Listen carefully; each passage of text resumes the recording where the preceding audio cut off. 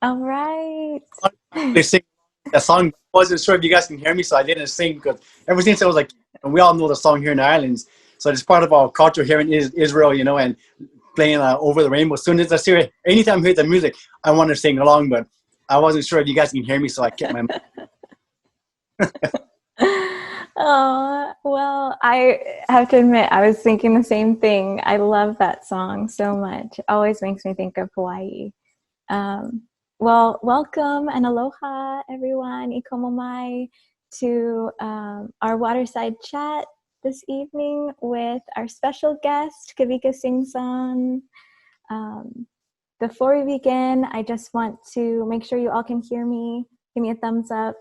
Sounds good? All right, great. Thank you. And a few reminders for everyone. We are recording this chat tonight, and we will edit it and upload it later to our YouTube channel. So you can rewatch it or share it with friends and family afterwards. And there will also be a Q&A after the chat.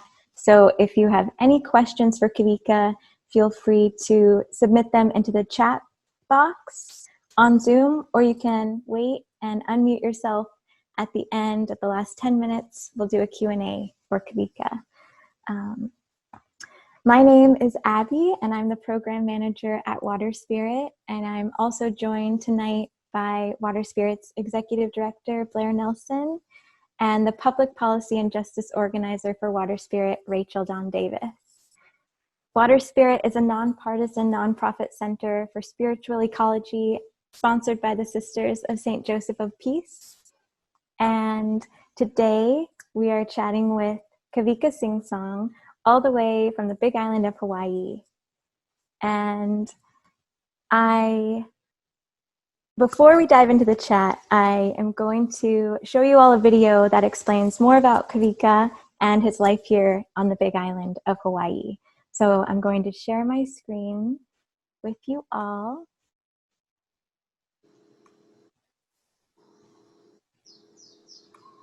And we are going to watch this short video. All right.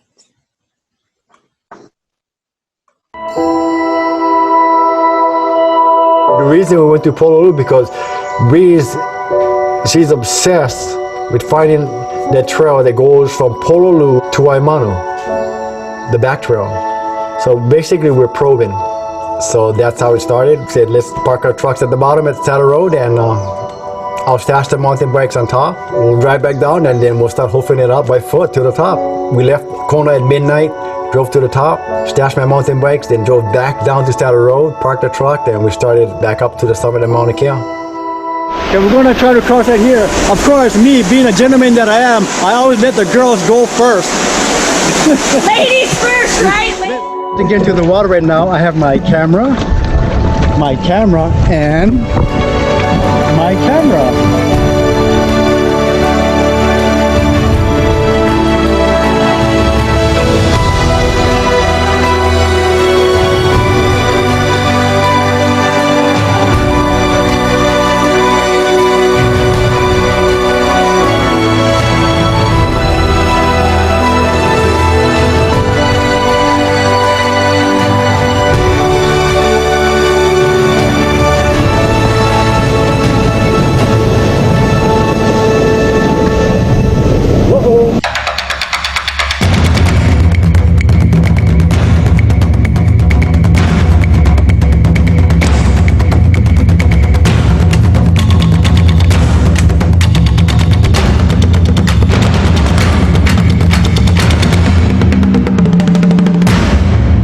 Aloha, my name is Kawika. You may know me from Facebook and YouTube. I got all my essentials over here, my camera, and my camera. I love the Big Island of Hawaii. As an amateur photographer, my passion is exploring the beauty of our island. From the depths of the ocean to high above the Aina. Each time I fire up my camera, I am blessed to look through my lens at some pretty amazing sights. My greatest joy? Sharing my experiences with you. Welcome to my world.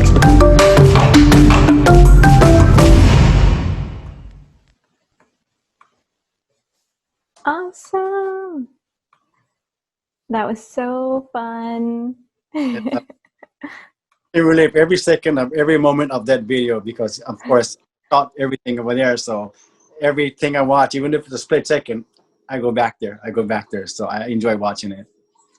Yeah, well, I enjoy watching it as well, and I enjoy even more sharing it with people. And after watching that video and knowing you personally, you seem to always have a positive outlook on life, and you're always able to see the bright side of things no matter what. And my first question to you is, how are you able to see the good when life can seem kind of dark sometimes? Well, when you live through the bad, and as growing up, it wasn't all good. There was a lot of bad involved. And we can make a conscious decision how we want to live our lives. And being that I've seen some of the bad stuff in my growing up, I choose not to go back there. So I embrace the positive aspects. I'm in control of what I like to think I'm in control. And I feel much more happier. I get a better response from other people when you portray the bright side, the positive side. So that's how I like to do it. I like to get the positive feedback, the positive energy from people. If I surround myself with positive energy, I'll receive the positive energy most of the time. So that's why I always surround myself with positive energy, and I love the feeling of that. And so far I've been managed. We life we all have ups and downs, good and bad, but still I'll always rely on the positive aspect of me being in that moment, and that's what I try to spread. Nice. Yeah, it's like you get out what you put out, Yeah, you exactly. get back what you put out. I love that. Yeah. How has your approach to life influenced your spiritual path? Can you talk a little bit about that? Probably my answer probably more like my spiritual path has influenced my approach to life. Oh, And a lot of that comes from, again, my upbringing, sort of good and bad, and the way my dad was. My dad he wasn't a religious person. He was more of a very spiritual person. And a lot of things I do, I see that in my dad, and that's what, I didn't realize it back then growing up with him. After he passed away, then you sort of reflect on your upbringing. Then I realized how important he was in my life. But at that time, I wasn't mature enough to understand that. Unfortunately, it took for him to pass away before I could come to that understanding. So now it's even deeper for me because I can no longer physically communicate with him. Spiritually, absolutely. So that's how I do it to the spiritual sense, that I can grasp from whatever he was trying to teach me, even though at that time I wasn't mature. I wasn't ready to understand it. But, now I like to think that I do understand it. So the connection, my everyday spirituality, is not only a connection between me and the surroundings that I live, but there's also a connection between me and my dad. So he's very much spiritually alive within me. Physically, he's no longer here. But it doesn't matter because, at that point, my level of consciousness is above the physical being that I'm living right now. So I can talk to him almost like he's here, but through the spirit that he has and he is instilled in me. wow, that's beautiful.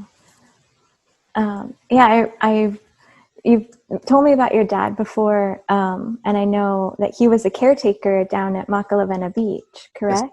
Yes. I used to live. Well, yeah. Do you mind talking a little bit about that and just maybe what yeah, your upbringing was on like? there, and actually he may have taken it a little bit too far. He was overprotective of the land and the life, the honus. A lot of this is a breeding ground for green tea turtles, and sometimes he took it too far in being overprotective because he, in his mind, he liked to think he was a protector of land, which he was. But there's law parameters that you cannot pass, which he went. He lived in the moment, but also in the past because of his ancestry and who he was, his Hawaiian heritage. Mm-hmm. And me watching him, how he interacted with people, how he was overprotective of the land. And at times I thought he was overprotective, but I didn't want to say anything because that's his kuleana. Kuleana means business. That was his business, and I know where not to I had the boundaries that I knew where not to cross. So even though I thought he may be wrong in being overprotective of the land, I didn't say anything to him because that was his business and he lives his life. But I also respected that. And I watched from afar and said, wow, that crazy old man, that's good enough for his beliefs.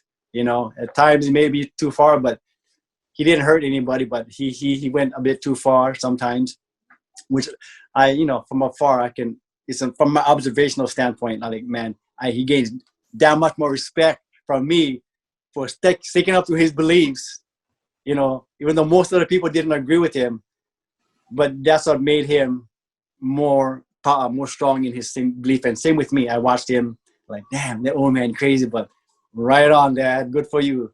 You know, and I lived and I learned. I would only wish he was alive today because now I have the medium, you know, with the TV show and social media and everything, and the knowledge that he had.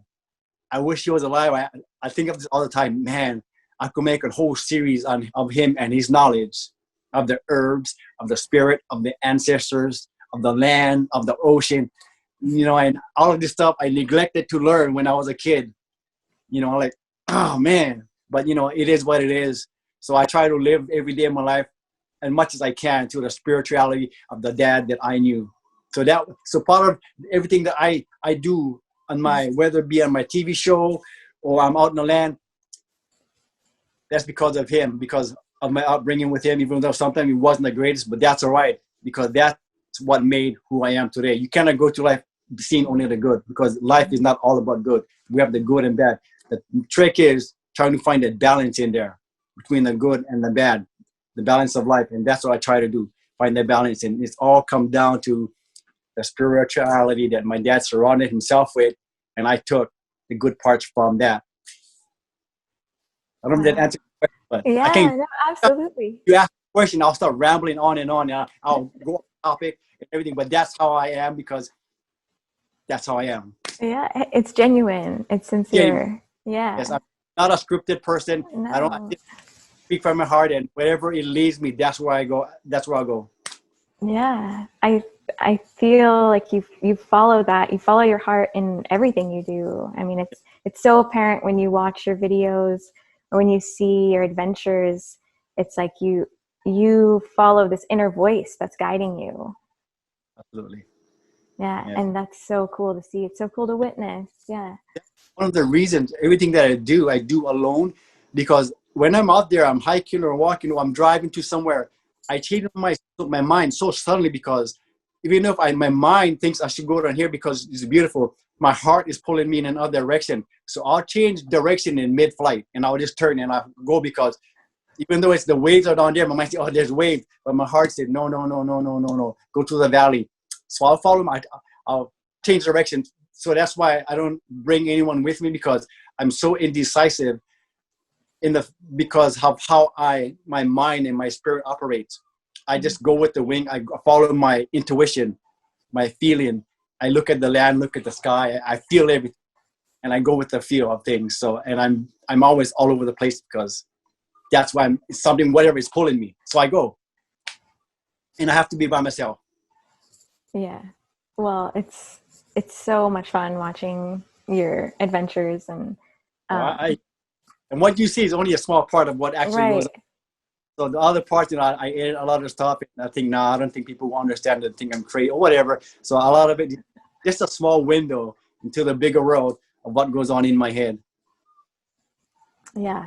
Well, I'm really glad that you decided. I know for a while you were on the fence about, putting out your videos and, sharing it and being a part of the TV show and all that. But I think it's been 5 years now? Several years. Yeah. Yes. And years. Yeah, and countless adventures. Yes, it's only the TV show, but I was doing videos for myself and my personal faith for long before. Then, Right. through the universe, and things transpired, and this is where we are today. Yeah. So I feel like living on the Big Island, it's hard to not feel the energy that this island holds. It's almost immediate when you get off the plane. You can feel that there is this mana, this energy that this island has. What would you say makes it so powerful living here and just being able to be out and exploring nature on the Big Island and connecting with that energy? I can,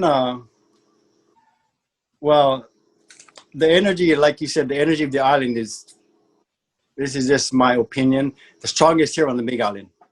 Why? Because I explained this a few times to very few people, but in because first of all, the Big Island is the largest island in the Hawaiian chain of over 100, several hundred little islands. And then we're, of course, situated in the middle of the largest ocean in the world, which is the Pacific Ocean.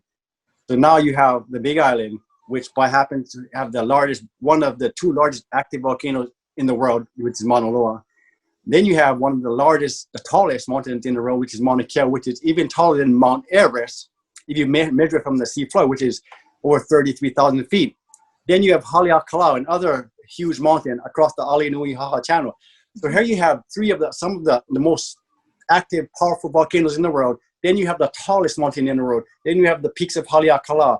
Now these three mountains, it's like giant antennas sticking up into the sky in the center of the largest ocean on the planet. So when you want to communicate with humans as human beings, well, how do we communicate? We have the tallest antennas we can stock and we put up in the sky. So essentially, that's what Mauna Kea and Mauna Loa and Haleakala is, tall antennas. And all this energy coming from the universe, and then below, within the earth from Mauna Loa, which is the tallest, largest active volcano in the world. So you have all this energy from above and below, swirling across the biggest ocean in the planet, across all these tallest mountain tops on the planet. Right here, and the Big Island is in the center of all of that. It's like a giant energy vortex. And some people, they're in tune to that. They're on the same frequency. And throughout my time hiking, I've run across people hiking in the middle of nowhere, and I strike up a conversation with them. And they say they're from a lot of Europeans. And they say, and a lot of the things they say, actually the same thing. I was drawn over here. I don't know why, but I'm drawn to this island. So I explained my theory, which I just explained just now, and then they go, oh my God, that makes so much sense. But then again, this is my theory and how things, I'm not a scientist. I don't know all the scientific data, but I do have generations of mana and the Hawaiian, they call this the na'au. With your na'au is basically your second brain down here. This is what you feel, you don't think. This is what you think, and this is what you feel. And my dad used to always tell me, boy, listen to your na'au, listen to your gut. That's your second brain. It's not thinking. And that second brain comes from your generation, your ancestor from the past, hundreds of years. So that's all the Hawaiians, a lot of them did. They listen to the na'au, they listen to the inner spirit. And that's what guides them. And that's what guides me when I'm out there. Sometimes I'll wake up in the middle of the night and I feel the urge to go. And guess what? I go. I don't try to question it. I don't think about it. I don't let this brain get in the way. I just follow my inner intuition, my ancestors, and I go. And sometimes I don't know where I'm going. I don't know why I'm going, but that's okay. I'm not looking for an answer. I'm just following my intuition.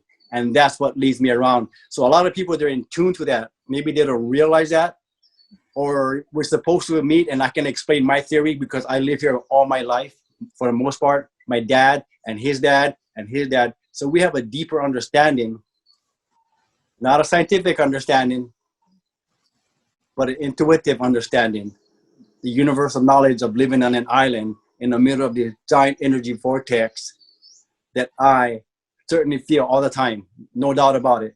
I can sometimes on Mauna Loa, on the summit of Mauna Loa, I can put my hand on the ground and you feel the ground, the vibration's incredible. So that's what draws me to do what I do. I don't think about it a lot of time. I just go and I listen to my intuition, and that's what guides me. That's so cool. I love that. Yeah, and you have this saying that I love as well, get out and live. And I'm curious, how did you come up with that, and what does that mean to you? How did I come up with that? Well, I see a lot of people, they want to go, or they think they cannot go, or they think they're not able to do what they do. And, it's not that difficult. You don't have to do the things that I do. You don't have, because a lot of things that I go, physically they're demanding, but you don't have to just get out, you walk out your front door, get out and go, open your heart, open your mind and go. and you're going to realize, oh my God, it's beautiful out there. You just have to be willing to accept it and open up your mind. And, you know, when, a lot of times when I'm out there, I'm doing whatever I'm doing, hiking, sitting down, just checking it out. And I just think to myself, oh my God, I wish more people could feel what I'm feeling right now. It's absolutely free. It takes very little effort, you know, and the reward that you will reap from doing something like that is boundless.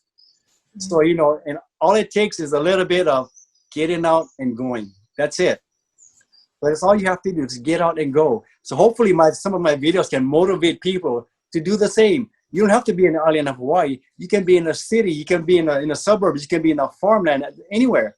But you just have to be open to it. You know, open your mind and you see the beauty out there. Easy. I think it's easy. Some people may think that it's too complicated, or I don't know. Everyone has a different lifestyle, but it's not. It's just be open-minded about things and just get out and go, and you realize how beautiful life is, how beautiful this planet is, everything. There's beauty in everything, even in the ugliest, dirtiest cities, wherever you are. There's beauty in it if you're open to it. That's all you have to open your mind to it. I can take me anywhere, and I guarantee you I'll find something beautiful about this spot. You take me to the rubbish dump, I'll find something beautiful. You just have to be open-minded about it. Yes. Get perspective. Yeah. And that's go through my life when I'm very open-minded, laid back approach, look at the bigger picture of things. And I just go, oh my God, I will see things that I never saw before because I can take my horse blinders off and say, I got it now. I got it. Yes, absolutely. And you are really good at finding little things, little details and things. I like to, yes. Yes, and I've witnessed it. And you're also so incredibly compassionate towards animals, which is another thing we share, and to all creatures of the earth. I've seen you save a pig in the pool. I've seen you save a dog on a hike. Various creatures from roadsides, just pulling over right away and saving a chameleon or an owl. Yes, do all of the. Yeah. What do you think compels you to be so kind to animals? And even, I mean, sometimes you risk putting your life in danger, but you do it anyway. Where do you think that comes from? It's a life force. Every living creature has a life force, yeah. And then I can see myself, like, you know, I pull over because I see a little infirm crawling in my window or a little bumblebee in the water. I'll stop. I'll do whatever. I don't care what people think, because I can see myself as a little insect. I can take myself out from this Kawika body and put myself over there. And to me, that is so precious that I have the ability to put myself in an insect situation.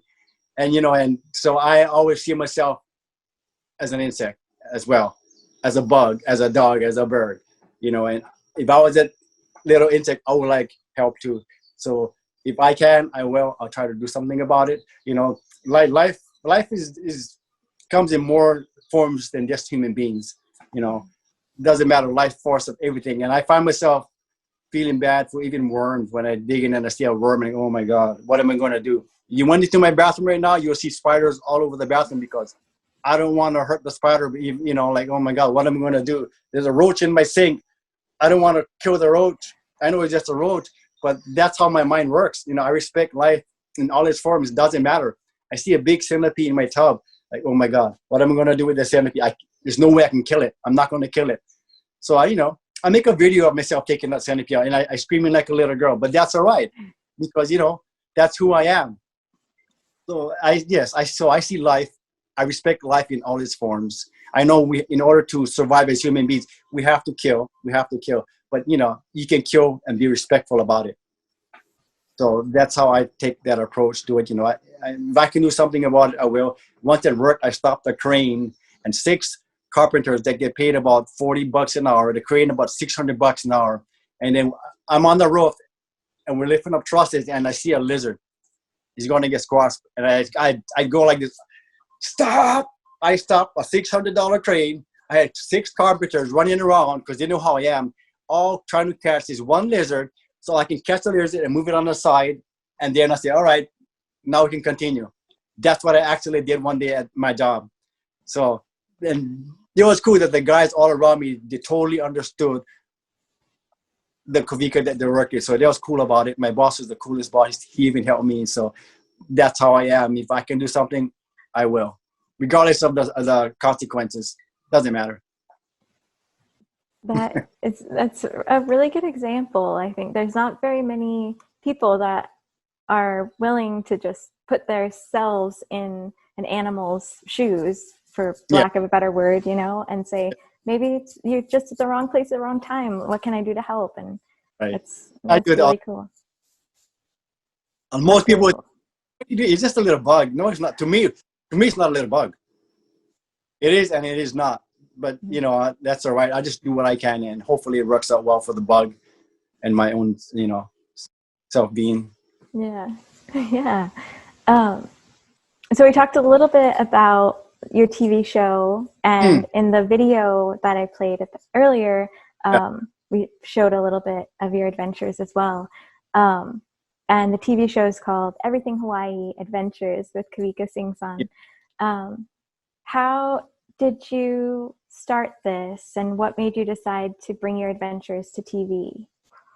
Actually, it was not my idea. I love making videos because when I see videos, I say, oh my God, this is a great way to convey what you do or capture. At first, I was into photos, taking photos, but photos personally can take you so far. The videos, you can actually have a dialogue and talk, and you can convey it. So I taught myself. I was clueless, first of all, of how to even use a computer, how to take photos, how to transfer the photos from the computer, from my camera to my computer.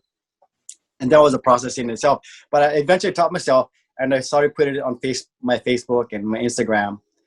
And then, you know, for a while, then all of a sudden, through a mutual friend, I met Mason Parrish, who's a TV producer. You know, he had his TV studio and everything.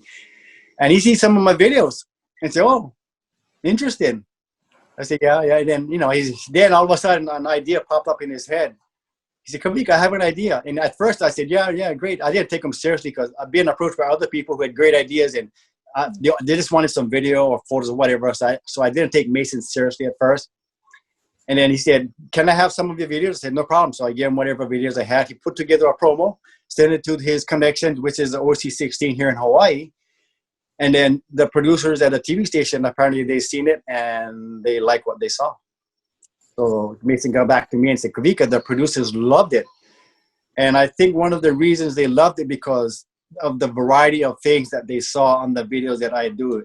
I went hiking, I did running, I did the lava footage, I climbed the mountains, I dived below the ocean, the manta rays, dolphins, fish-pots, so all across the board. I have all these different things that I do, as opposed to one or two things, whether it be surfing or just diving or just running or just hiking. No, I did all of this. And I think that's why the producers, when they seen the clip that Mason put together, and they loved it, and ever since then, that's how the TV show was born, because all this variety of things that I do and I had on video that we can use to make the show. And I continue to do it today. And I used to do this long before there was even social media. When I was in high school, I was always like this. I was go out and you know, like when Kalohe kid, Kalohe means in Hawaiian means like a little rascal. Always out there. That's me. I was a rascal kid. I was always running and hiking and doing these crazy things. Then along comes social media. All right, I'm going to share this with everybody. And then here we are. That's awesome.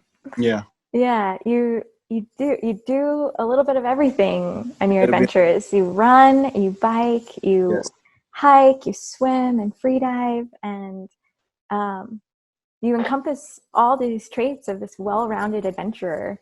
And I think why the TV producers in OC16, they liked it because they saw such a variety of things in one program that it's like, to me, it's a no-brainer. I mean, I'm not trying to, but you have all of the different variety of things in one program. So I'm glad they saw it that way, and here we are today. Yeah. Yeah. Do you remember one of the first adventures that you went on, or the first time you were like, wow, I want to do this. I want to, even if it's just for yourself. Well, the most one to stick out in my mind the most would be two things. First of all, the lava, the volcano, because when the volcano is erupting, I've seen a lot of lava photos and footage. Being me, Kawika, who I am, I wanted to be different. So I wanted to get angles of the lava from an angle that no one else had gotten before. So that's how I got my footage of the lava pouring down into the ocean and my camera from behind. No one had ever done that before, but I got it.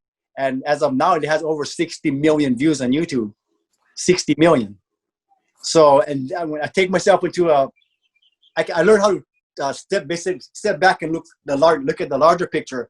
I try to get an angle that no one has. Same with the fish balls. When I got my footage of the fish balls, what I would do is I would dive down and say, "Oh my God, I need some footage of the fish ball," but I don't want to be out looking in. I want to be inside there looking out. So of course I got my GoPros and my little tripods, and through trial and error and diving, and over the years, you learn how to read the fish. So after a while, I get my camera, I set it down on the bottom, I watch the fish, they show on my camera, and I dive back up. I come from behind and I'll swim through the fish ball while my camera is recording. And stuff like that. You see, try to get a different angle. And that's probably the two most prolific videos that I can describe because of the different perspectives, basically. How awesome. Yeah. The lava, for sure. I mean, this island specifically is one of the only ones that you could see lava flowing up until recently. Yes. And also fish balls. For those of you who don't know, fish balls are just big balls of fish that swarm together. And in order to not look like food to larger predators, if they're together, they can move and morph into what looks like one large animal. So it's really cool, and they're really fun to swim down into. Yes, you're right. And explore. It's very intimidating. If you're not too familiar with the fish balls, when you first come across it, you're like, "Oh my God!" It looks very spooky. It looks very, because of like what you said, they all combine into one massive fish ball. But if you know what you're doing, like you and I, you can dive right through it, and my God, it's so beautiful. It's so cool. Yeah. One of the first times, the first time I met you was in the ocean, which was really cool. The water. Yeah. Yeah. We were both in the water. There was a manta ray underwater at a cleaning station. So there's a specific spot where little fish will eat algae or any critters that are on larger critters, and they'll just hang out. And so it's a great spot to capture images of larger marine life. So this manta ray was just hanging out underwater, and I dove down, and as I'm underwater, I see Kawika underwater as well, and we both look at each other underwater, and then we swim up to the top and are like, "Oh, hello, how are you? Nice to meet you." And it was I'll never forget that. It was one of the coolest ways I've ever met someone in my whole life, is meeting them underwater. It was really fun. The funny, several years later, come to full circle when I work on a TV program. Guess what? The very, very people that I met underwater swimming with the manta ray, you and Devin. Like, you kidding me? So, yeah. Told me, "Oh yeah, you work at Devin," and I go, "No freaking way." So yeah, it's a big island, small world. That's what we like to say. Yeah. That's so awesome. Your adventures are so inspiring, and I know you're inspiring people of all ages, but I'm curious, what inspires you? People. Because I know what I do eventually, some people will see it and it'll inspire them. And the messages that no one knows about that I receive through my personal message from a lot of older people who no longer live here in the islands, people who wish they could do that. I get the message, this very red, "Kawika, I live vicariously through your videos." That in itself is payment for everything. So, that's what inspired me. But before even that, before the social media, to be honest, I don't need inspiration. Mm-hmm. That's who I am. But like I said, because I see it in my ancestors. They lived on this land. So I'm just a modern version of my ancestors. So what you're looking at is not looking at Kawika. In a sense, you are, but you're looking at Kawika's ancestors. Because as we progress throughout evolution, this is this is the modern day version of what started several hundred years ago. So as far as inspiration, I'm not inspired by anything other than who I am and my ancestors, that basically to the gift of life and DNA and everything. That's what I'm living, So I'm not actually really trying to inspire anybody. I'm just being who I evolved into, through the gift of the chain of events that happened throughout history. Right on. That is awesome. That's really cool.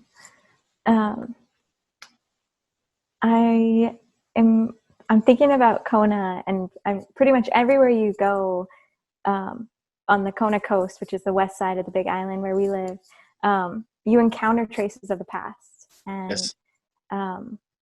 There's a saying in Hawaiian called talk story, which is kind of essentially what we're doing right now in a way. But it's a personal exchange of words between people, and the kindness is authentic, and the smiles are genuine, and you can feel the aloha and the magic of the aloha. And aloha is more than just hello and goodbye, right? A lot of people know it as hello and goodbye, but it's also a feeling of love and peace and contentment. And what does living aloha mean to you? Because you live with aloha in my eyes. Yes, basically you walk the path that you walk, but you surround yourself with love and positive energy, and then whatever happened after that. It was meant to be. So basically, I walk the path that I walk, and you don't have to fear me, even though you don't know me, because I like to surround myself with positive energy, and the people that I come across is because they're feeling that energy that we both have, not just me. They have, they can sense it. We have intuitive knowledge, I like to, for lack of a better word, that we have within ourselves, and you're guided by the feeling that I'm putting out and you're putting out. So when I come across people, whether they know me or not, we guided by a higher source of basically love and energy. And I come into contact with people once in a while, and they're almost on the same level of me, and I can just talk and ramble on and on because we're on the same level. So that love and aloha that I like to surround myself with actually brought us together. And if it wasn't meant to happen, guess what's going to happen? We're going to go like this. We're going to just bypass each other and go our own ways. But if it was meant to meet and talk story, and it'll go like this, we'll eventually sit down, talk story, and share the aloha basically.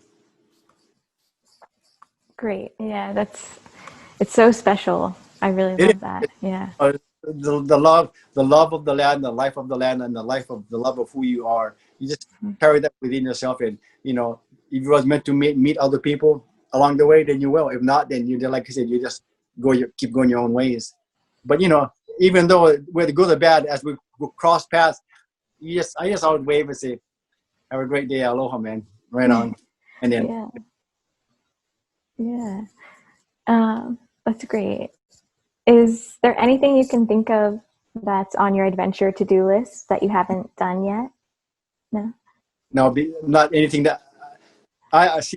Yeah, like I said, I'm guided by, of course, what I think, but a lot of times I just lay there and ponder, and if things come up or that I just go on a whim. Sometimes I'll hit on a general direction, not having a plan of what I'm going to do, and I just wing it.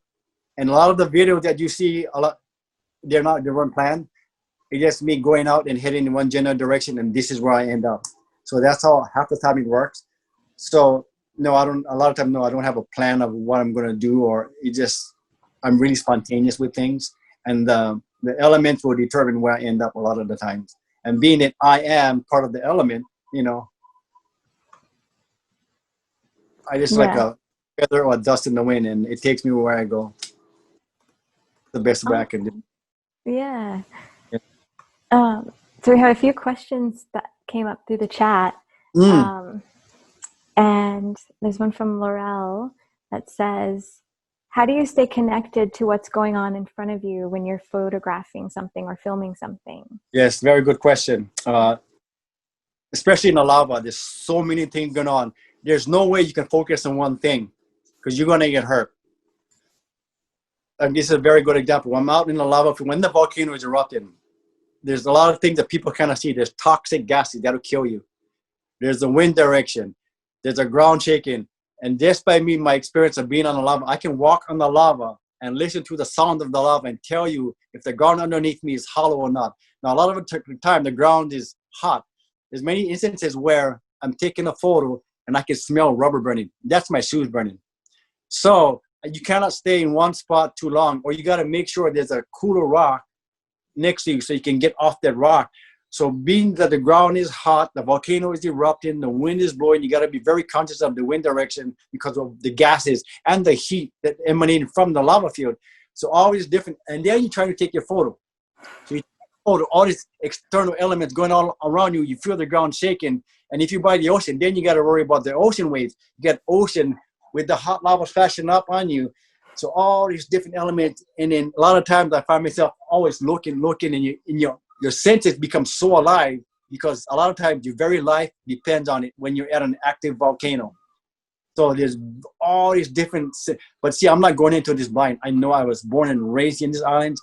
So a lot of these things that people, like I see scientists out there, they get the full-on heat suits, they get the mask, and they have the partners. And here comes this local guy running with shorts, running shoes, a tripod, and a camera, and they see me and like they're basically shaking their head like, "What is this idiot doing?" But I'm the idiot. I know what I'm doing. I can run across the lava like a billy goat. If you look at some of my videos, I know what I'm doing. I know what direction. I don't go into this stuff blind. I just know ahead of time, and I'm very aware of the elements. And if I need to run, I can run across the lava, like I said.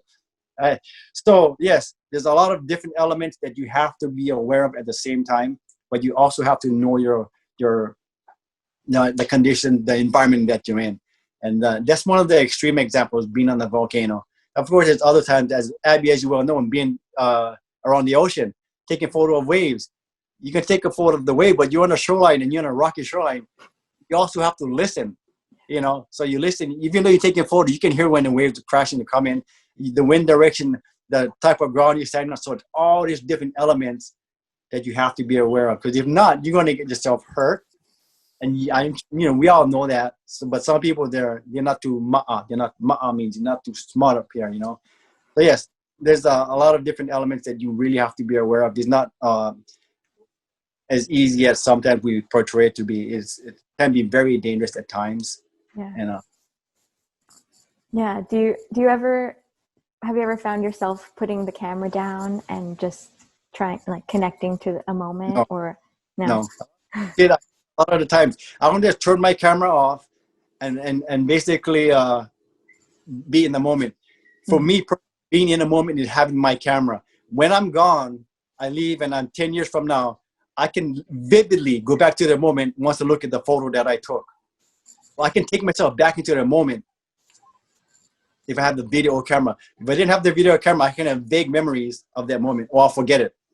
So when they say being in the moment, to me, being in the moment is with my camera. I have to have my camera, or I'll lose that moment. There's no way you can go back to just thousands of different moments by photos or videos that you take, and you can recall every single one without first having a photo or a video of that moment. Then when you do that, then you go, "Oh my God, yes, I can remember that moment. It was beautiful." So when people say, just put the camera down and be in the moment, that's fine if it works for you, but it won't work for me. I have to have I have to record it. Yeah. I can, when I'm done with my video camera, I can sit down, but I need to capture that moment and the essence of that moment on video, what's going through my head. I'll even talk in my own video or the photo, So yes, being in the moment for me is being with my camera. It's being in the moment, because I can preserve that moment much more vividly and readily by having a photo or video with me. Right. That's cool. Yeah. And that same vein, can you think of one moment or a place in nature where you received powerful insight or felt a deep spiritual connection? Most of the time on the mountain, it's a totally different road up there, because when you're on top of the mountain, there's one of the few places that you can go and you can be totally silent and not hear a single thing. No birds, no cars, no dogs. The only thing you'll hear is wind going against your ears. That's it, total silence. So when you achieve that, you almost at itself, at face value, at a different level of consciousness. So now if you can take yourself even deeper, but going to within yourself and opening up your mind and open up your heart, it's like reading an open book of knowledge.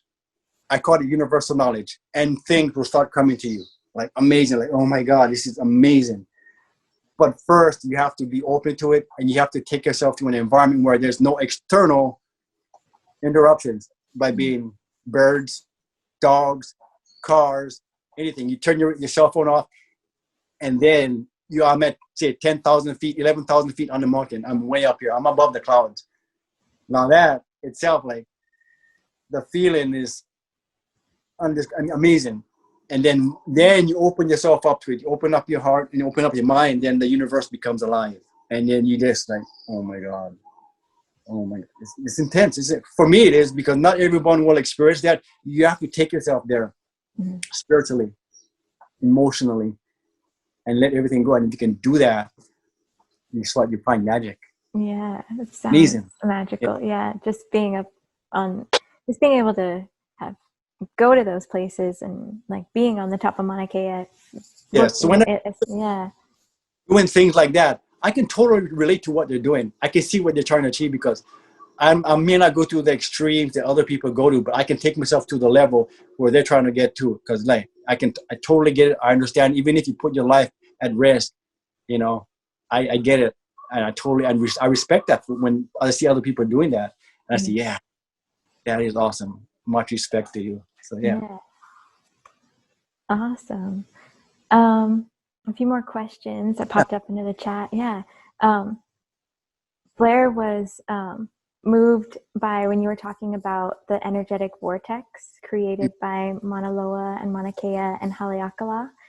And have you ever noticed any differences in the energy of Hawaii recently that may be linked to climate change or sea level rise or any other global environmental changes that are going on?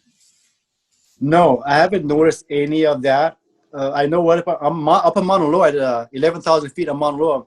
Mauna Loa has the observatory of Mauna Loa is the longest continuously running atmospheric observatory in the world. It's been running continuously, I think, since in the 1950s. And it sits up on Mauna Loa because it sits up high above the atmosphere. But when you're down in sea level, as far as the energy level, you can definitely feel the difference. But as far as the global change, I haven't known. I'm not in. I don't know what the word I'm looking for, but I'm not educated enough to know about. Maybe I don't know if you're speaking in scientific data. I'm not educated about that. But on a personal and spiritual level, no, I haven't noticed any difference. Maybe because I'm in my own little Kawika bubble. So I'm not, you know. When I'm in my little Kawika bubble, I'm so in a state of euphoria almost that everything else becomes non-existent. So I don't know what's going on in the road at that point, and I don't care at that point. I'm so engulfed and consumed by my little happy place that I'm in until I get back down to my truck and I go. Then I'm back to a regular existence and I go, oh man, this sucks. I want to go back up there. Yeah, it's like a escape physically and spiritually. Yeah. Everything becomes non-existent. I'm in my little happy Kawika bubble, and and I don't think about anything else a lot of the times. Maybe selfish, maybe take me. I don't know what it is. I don't know. I don't have the answers to it, but that's the way it is. So I accept things the way they are, and I don't try to interpret things. I just take it as it comes, and maybe 10 or 15 years from now, 20 years, I'll find an answer. But that's how I go through life. I don't look for answers. I just let it come to me if it chooses to come to me. Nice. Yes. Another question. Yeah. How many cameras or pairs of shoes have you destroyed over the years? Actually, I destroyed a few. At first, I used to use my Canon, my very expensive $2,000 camera. It was a Canon, and I was just first starting to learn photography, and I realized after I destroyed my camera, several cameras, I realized that's the wrong camera I have. And so as far as shoes, I use regular running shoes. Why running shoes? I see a lot of people out there, they take boots, very thick, sturdy boots. I will never use boots out there because I like to walk very lightly. When you walk lightly with running shoes, you can feel everything. It's like walking on rice paper. When you walk on rice paper, you can feel everything. So if you walk on lava, I can feel everything. I can see everything. I can hear it. If you have boots, you basically you're protecting your feet. Yes, you do, but you don't feel the ground. and I need to feel the ground as much as possible. So I wear the lightest shoes possible. And yes, I destroy my shoes, but that's all right. I never go to the lava field with good shoes. I always use the worst shoes that I have because I know they will be destroyed. And my cameras I learned. So now I use basically my cameras. I use GoPros. It's very light. It's very small. It's waterproof, and it doesn't cost $2,000. Mm-hmm. It'll shoot 4K videos. It'll shoot videos, photos, it'll time lapse. So everything that I use, I can stuck this in my pocket as opposed to my other cameras. I need a backpack. And I sometimes I find myself running on the lava field if I need to run. I can run with this. I can't run with a big camera. So this is the camera of choice. Actually, my whole TV show is basically shot with a GoPro. And then running shoes, I do go through running shoes quite, especially on lava fields. It's like running on razor blades sometimes because it's very sharp and it will tear up your shoes. So never use good shoes if you're in a lava field. Yes, that was good advice. Yes. I remember one time you explained it to me because I was like, how are you able to walk on the lava? This is crazy. Yeah. And you explained it to me like similar to how snow, when you can walk on snow without falling into snow, like when it's kind of deep. You can walk on the top if you're just light and very gentle with your footsteps. And so that's how I think of it. I'll skip across lava. Like basically when I take a step, I carry the momentum of my body moving forward and not put any pressure on that step because I know that step that I just took is hollow underneath. So basically it's almost like skipping, but it's lightly putting your feet on the lava and transferring your weight not to that step, but to the next step, the forward momentum basically. It's over the years of being on the lava field, you teach yourself, you become part of the environment. And if you listen to your abilities that we all have, you know, you don't have to be, Kawika is not special. He's not gifted. I'm just like you and everybody else. But I take what I have and I listen to it. I listen to my body and basically you become in tune with the environment that you're in, whatever environment that you're in, whether it be the city, the beach, the mountains, wherever you're at. Just become in tune with where you're at and you'll be amazed of what you can accomplish. Yeah. Without, I believe that everybody has that ability. That's so cool. Yes.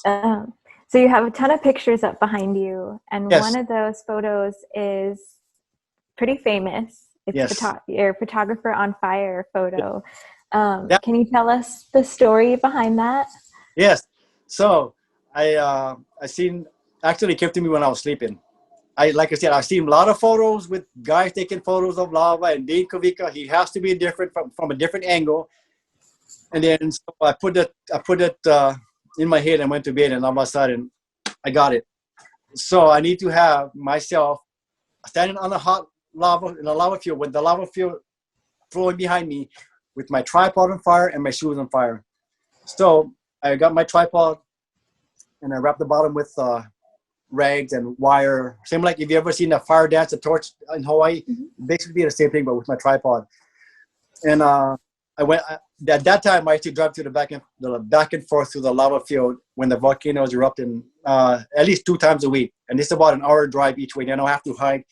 So anyway, my plan was to find a lava flow that wasn't too hot or too difficult to get on top.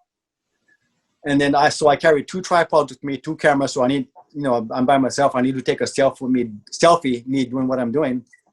But that particular day, my friend was with me and the lava conditions were right. This is after about 3 months of going back and forth, and I never found the right condition that I wanted to get that photo. So my friend was with me that day, and I said, oh my God, the conditions are perfect. I have a flow. I can get on that flow, put my tripod and shoes on fire. And this was basically just for my Facebook cover. I wanted to be, something different. So eventually we took the shot. His name was Chris Hirata, and he took the shot. And I'm glad he took it because he's a professional photographer. I'm not a professional photographer. If I did it, I would have got my shot, but I would have screwed it up. So he got the shot, and then he showed it to me and said, oh my God, that is great. So I posted it on my Facebook as my cover. And then that night, I got a text from a doctor friend. She said she got a text from her friend who's in California, who's from Europe. She said, I seen this photo of you with your stuff on fire. She relayed the message to me. She said, and he said, that photo is going to go viral. The next morning, I couldn't believe it. It went viral. It had everyone, I had over like 200,000 views the next day or some crazy. Then all the news organizations started calling me and this professional photographer. And I'll be the first one to tell you, I'm not a professional photographer. You can ask me today, 5 years, 7 years later, I still don't know how to use this camera with full potential. I can be very creative. As far as the technical aspects of cameras, no, I'm not it. I get a lot of messages, people thinking, oh, Kawika's a professional. He got all these photos. He got a TV show. No, I'm not a professional. I know a little bit about how to press the button on the camera, how to take videos. I'm very creative. So my response is, I'm not a professional. I'm sorry, I can't answer the answer. Just Google it. That's how I learned. Everything that I learned through Google. I Google it. So I'm not, I'm very creative. I think out of the box sometimes. I have the ability to go out there and get the photo, whether it be underwater, on the top of the mountain, on top of the lava flow. Most people think you're crazy. Some people think you cannot walk in a lava. Lava is like, the thing is liquid like water. No, it's not. It's very thick like taffy. You can actually step on the lava and you won't sink. It's very hot. It'll burn you. But you even know what you're doing. Absolutely, you can do it. So yes, Wow. you just have to know your craft, know what you're doing, be creative, think outside of the box. As far as technical aspects, no, I don't have the technical ability. Well, Yeah. it's impressive nonetheless. It's very impressive. How can we find out more about your adventures? And Well, my adventures, I posted to everything that I do. I post to my social media, which is Kawika Singson. Also on Instagram, and also the TV show, Everything Hawaii, Adventures with Kawika. You can find them on Facebook. I'm sure they have, I'm not sure about the YouTube, but for sure they have Facebook and I think Instagram as well. But yeah, so I have all those mediums, like I said, Facebook, Instagram, and YouTube. Also, I just opened up my TikTok account. I was reluctant, but I finally did, and I gave it, and I'm glad I did because I think I told you about it when I first I took a video of the green flash, and then about 2 days later, it went viral. I had 1 million views. Well, I'm over 2 million yes, on my TikTok video of the green flash. So yes, I have TikTok, Facebook, YouTube, Instagram. That's it. And everything nice, those social media platforms. nice. And you have Hawaii with Kawika as well, right? Yes, everything Hawaii. Yes, that's the administrative page. Which everything that I post to Instagram automatically feeds to that page. Cool. Yes, they're connected. I don't know how to connect all these things, but they connect themselves. I don't know if anyone knows how it works really, but it's It gets useful. overwhelming sometimes. I just forget it. Yes. Yeah, absolutely. Yeah, but I'm so glad that these platforms exist so we can find people that are doing these amazing things like yourself. Absolutely. I learned a lot from Instagram. Actually, a lot of people inspire me by the things that they do. So I try to incorporate that into what I do and who I am, because now through social media, the world becomes even bigger. Yeah. There are negative things, but there's a lot of positive things as well. So all depends what you choose to take from it. I choose to take the positive aspects of it and apply to my life. So everything that a lot of what you see is because of what I see on there and people that inspire me. And there's a lot of people that inspire me. So this is part of, the process. Yeah. Yeah. Well, you've been a huge inspiration to me ever since that day I met you underwater. Yes. It's been an honor to know you, and I'm just so thankful that we met, and I'm so grateful for our friendship. Yes, absolutely. Here. Yeah. And before we close out, does anyone have any last questions for Kawika? I think we got them all answered. That's great. Well, it's been an absolute pleasure chatting with you, and I'm so glad that we were able to have this conversation and share all the epicness that Kawika Singson does in your daily life. And I'm excited for more people to find out about you and experience the joy of the Big Island. Yes, I appreciate it. Actually, this is like my very first video chat that I've ever done. So I'm very excited.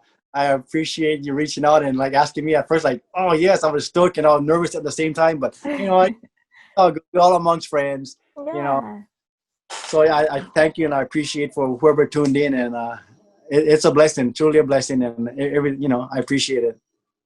Awesome. Well, this will be up on our YouTube page in a few days, and I'll share that with you as well, Kawika. And this is It's been a great way to spend a Wednesday afternoon. So Absolutely.